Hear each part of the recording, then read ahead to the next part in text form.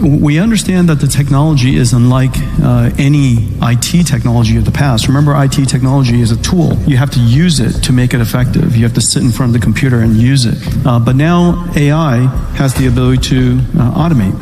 And the concept of robotics and robots are very well understood.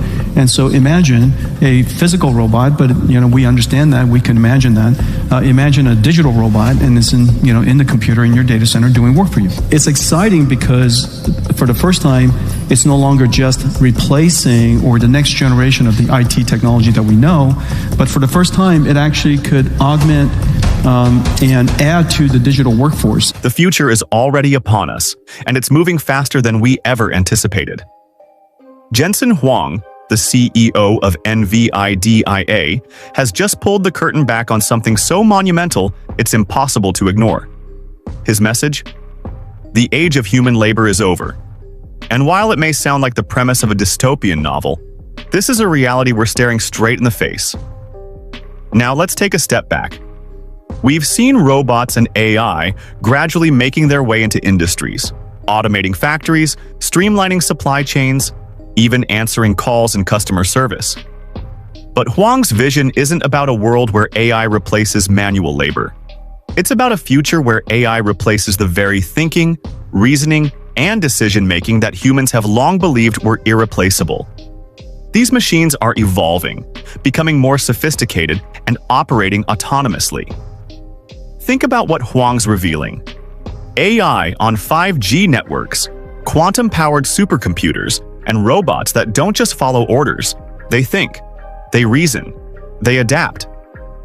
What we're witnessing is the beginning of a paradigm shift, one where human labor is no longer the centerpiece of the workforce. It's a shift so massive it's hard to even wrap our heads around. This is the birth of an entirely new system of work, one that doesn't require us.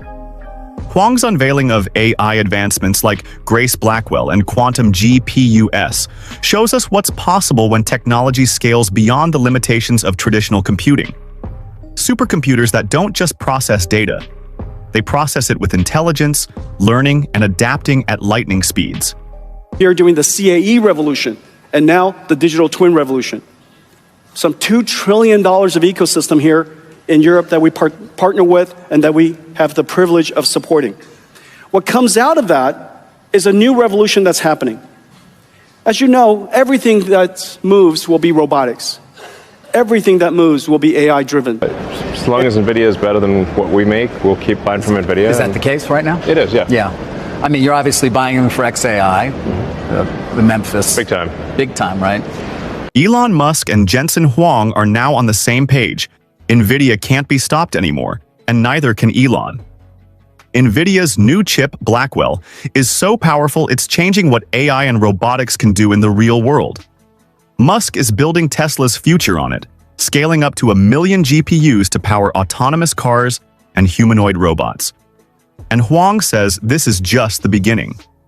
In this video, we'll break down how NVIDIA's new hardware is accelerating Musk's vision, why it might be too powerful to control, and what this means for the future of AI and robotics.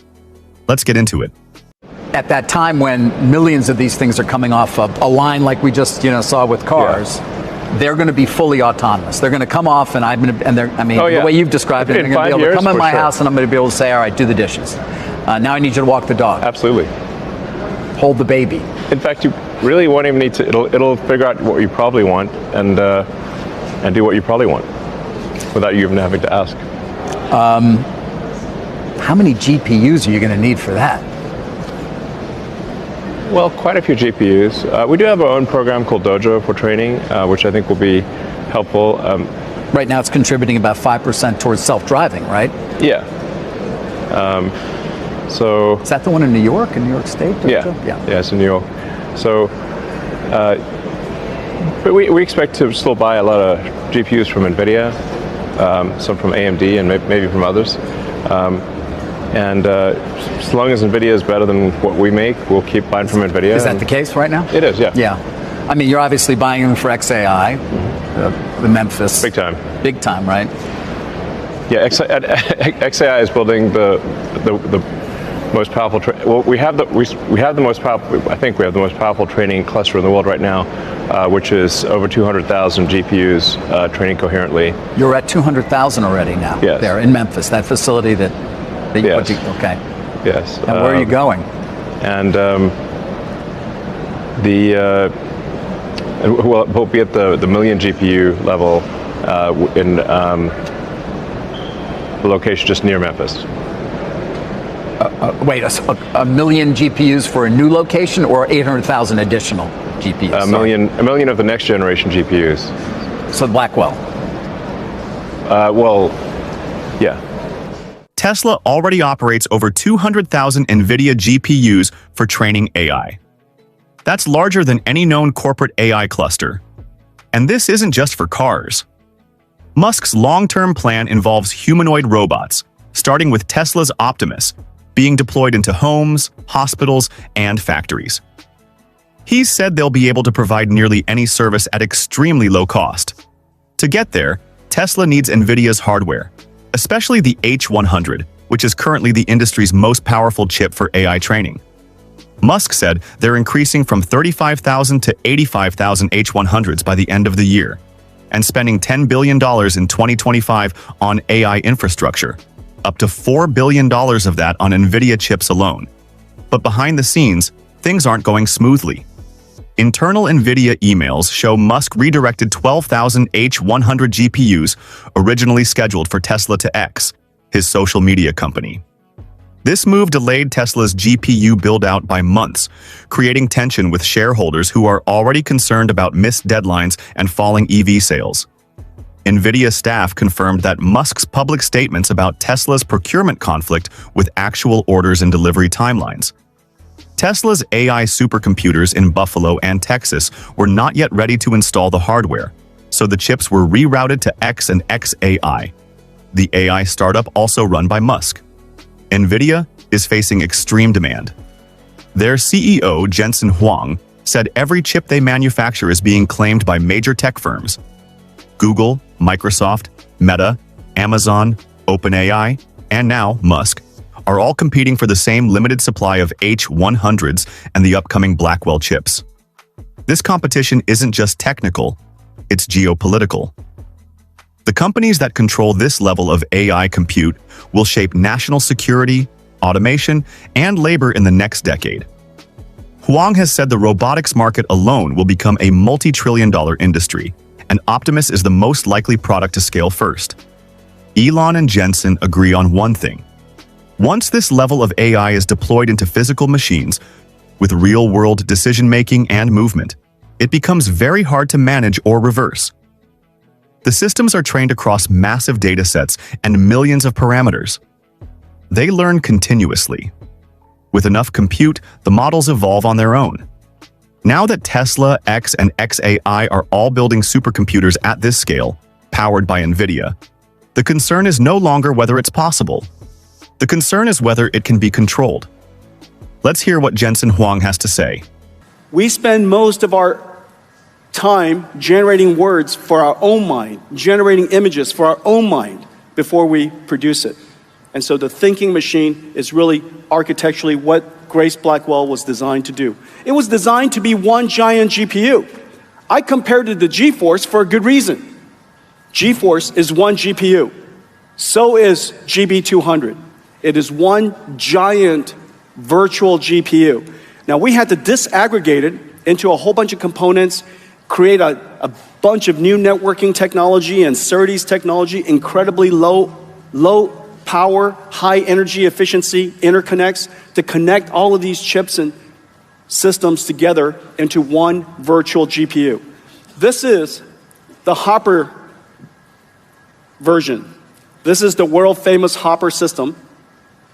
This 8 GPUs connected together on NVLink. What's not shown here is a CPU tray. A CPU tray with dual CPU and system memory that sits on top. Together, this represents one node of an AI supercomputer. About $500,000. This is the Hopper system. This is the system that really put us on the face of the map of AI. And it was under allocation for a very long time because the market took off so quickly. But this is the famous Hopper system. Well, this entire system, including the CPU, is replaced by this Grace Blackwell node. This is one compute tray. Right here will replace that entire system. It is fully liquid cooled, and the CPUs are integrated, directly connected to the GPUs. So you could see it here, 2 CPUs, 4 GPUs, is more performant than that entire system. But what's amazing is this. We wanted to connect a whole bunch of these systems together. How would you connect all of these together? Was really hard for us to imagine. So we disaggregated it. What we did was we took that entire motherboard, we disaggregated into this and this. This is the revolutionary NVLink system. Scaling out computing is not that hard. Just connect more CPUs with Ethernet. Scaling out is not hard. Scaling up is incredibly hard. You can only build as large of a computer as you can build. The amount of technology and electronics that you could fit into one memory model is incredibly hard to do. And so what we decided to do was we create a new interconnect called NVLink. NVLink is a memory semantics interconnect. It's a compute fabric, not a network. It directly connects to the CPUs of all of these different NVLink systems, compute nodes. This is the switch. 9 of these stands on top. 9 of it sits on the bottom. In the middle are the NVLink switches. And what connects it together is this miracle. This is the NVLink spine. This is 100% copper. Copper coax. It directly connects all of the NVLink chips to all of the GPUs, directly connected over this entire spine, so that every single 144 Blackwell dies, or in 72 different packages, are talking to each other at the same time without blocking, all across this NVLink spine. The bandwidth of this is about 130 terabytes per second. 132, I know.